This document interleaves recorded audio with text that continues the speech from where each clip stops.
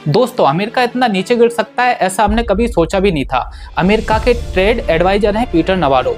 उनका कहना है कि जो भारतीय ब्राह्मण वर्ग है वो आम भारतीय लोगों की कीमत पर मुनाफाखोरी कर रहा है। अब अमेरिका की इस बौखलाहट का आखिर कारण क्या है, उसके लिए आप सबसे पहले देखिए ये वाला वीडियो।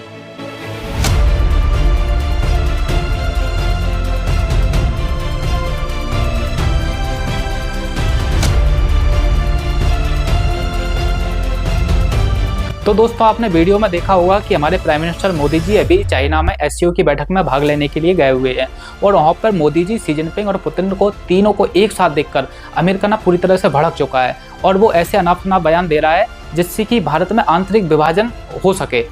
पीटर नवारो ने कुछ 3 से 4 चीज़ें ऐसी बोली हैं जिसको सुनकर हर हिंदुस्तानी के सीने में आग लग जाएगी। पीटर नवारो को कहना है कि जो इंडिया है वो क्रेमलिन का धोबी घाट है। उनका कहना है कि जो क्रेमलिन यानी कि रसिया पाप कर रहा है यूक्रेन में, उनको धोने का काम इंडिया कर रहा है। दूसरा पॉइंट है पीटर नवारो का, उनका ये कहना है कि जो रसिया यूक्रेन युद्ध है वो रसिया यूक्रेन का ना होकर मोदी बार का नाम दे दिया उन्होंने।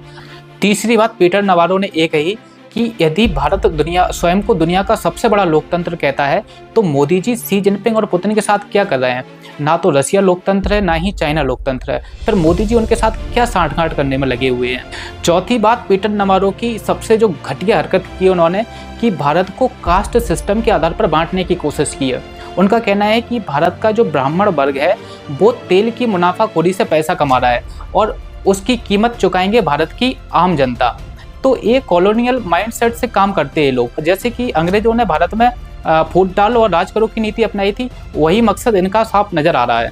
जबकि पीटर नवारो को पता होना चाहिए कि भारत रसिया से जो ऑयल खरीदता है उसमें सबसे बड़ी हिस्सेदारी है भारत की सरकारी ऑयल कंपनियों की, जिसमें ओएनजीसी का नाम सबसे पहले आता है। और दूसरी सबसे बड़ी तेल कंपनी है नायरा, जिसमें सबसे ज़्यादा शेयर होल्डर रसिया का है। और तीसरे नंबर पर आती है हमारी रिलायंस, जो कि अंबानी की एक कंपनी है। अब इसमें ब्राह्मण वर्ग कहाँ से आ गया, ये तो पीटर नवारो ही बता सकते हैं। डोनाल्ड ट्रंप ने भारत पर 50% टैरिफ लगाकर जो चक्रव्यूह की रचना की थी, अब ऐसा लग रहा है कि इस चक्रव्यूह में अमेरिका खुद फंसता हुआ नजर आ रहा है। इससे बचने के लिए वो ऐसे तरह तरह की बातें कर रहा है जिससे कि वो खुद को सही साबित कर सके। दोस्तों, अमेरिका कभी नहीं चाहता था कि भारत और चाइना के बीच रिश्ते दोबारा से सुधरें, क्योंकि 2020 में गलवान घाटी के बाद इंडिया और चाइना के रिश्ते एकदम बहुत बुरी तरह से बर्बाद हो चुके थे। लेकिन ट्रंप के टैरिफ दबाव के कारण आज भारत और चाइना साथ साथ खड़े हैं। मोदी जी अभी वर्तमान में एससीओ की बैठक में भाग लेने के लिए चाइना में उपस्थित हैं और कल चाइना और इंडिया के बीच में कुछ अहम चीजें हुई हैं जिनको जानना आपके लिए बहुत जरूरी है। चाइना में मोदी जी ने क्लियर किया है कि गलवान जैसी घटना दोबारा से नहीं होनी चाहिए, क्योंकि गलवान घाटी की घटना से भारत और चाइना के बीच जो 5 साल का गैप हुआ है उसकी भरपाई करने में काफी समय लग जाएगा।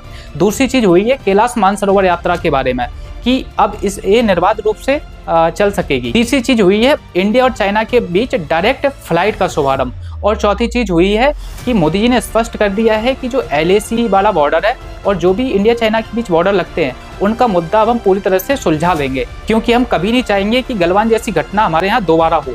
दूसरी तरफ से शी जिनपिंग ने भी कहा है कि हम पूरी तरह से भारत के साथ खड़े हैं और अब हाथी और ड्रैगन मिलकर पूरे एशिया क्षेत्र को लीड करेंगे।